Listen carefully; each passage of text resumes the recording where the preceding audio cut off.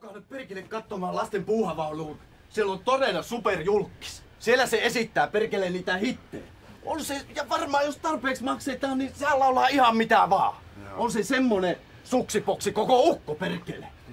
En tiedä miten VR:llä on varaa kustantaa tuommoisia humpukin ukkoja tänne esiintymään kalliilla rahalla. Tulkaa nyt katsoa. En tiedä, meikäläisenkin työpaikka ihan.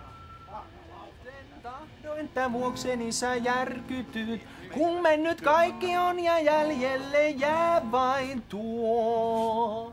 Ihmisen ikävä toisen luo. Ja niin se on, lapset, että kun toinen jättää, niin silloin ei jää kun suuri suru ja suuri ikävä. Tuntuu, että mikään ei auta, mutta siihen löytyy apu.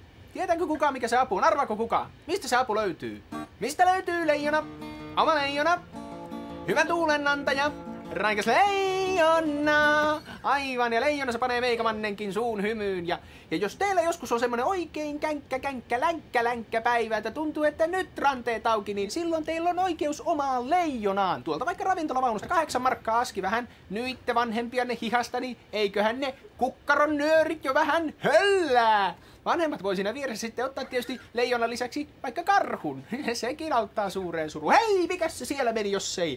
Puuhamaa, se on paras paikka, Puuhamaa, se on iloinen.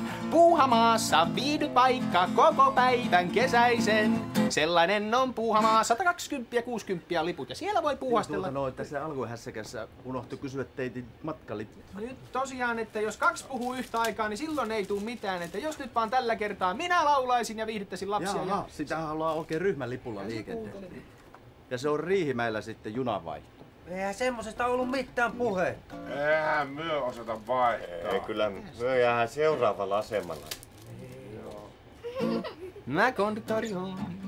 Mä pistän kakkaa kainaloon. Olen muutenkin matalapalkkaisissa hommissa, mutta sehän on ammattivalintakysymys. Jos haluan huutaa ja pilata toisten esiintymisen, valitsin konnarin ammatin, koska muuta en voinut saada. Alkysosa värkö liian pieni ja... Nyt on suusottu loppuun, kyllä. Onhan meillä nyt täällä äkäinen konnari. Miten me saatais tää konduktööri nauramaan? Mitä lapset? Mistä löytyy konduktöörin naurunappulaa? Mistä löytyy konnarin naurunappulaa? Arvatkaa mistä se löytyy. Se löytyy kannikoiden välistä. Kuka uskaltais mennä pökkimään vähän tätä meidän konnaria takapuoleen? Niin jo vähän liian pitkälle tää nyt mä toivoisin oikeesti, että lähtisit. Voisiko tää pelottaa sut pois? Katos, ootko tämmösiä rahoja ikinä nähnyt? Katso kuinka monta nollaa. Ootko tämmösiä rahoja ikinä nähnyt? Ja näitä riittää, kuulkaa. Nyt kyllä loppuu suunsoitto ei tähän. Ei se ole leikki, älä sille sitä laita! Ja miten se teidän matkalippu Jukeboksi on?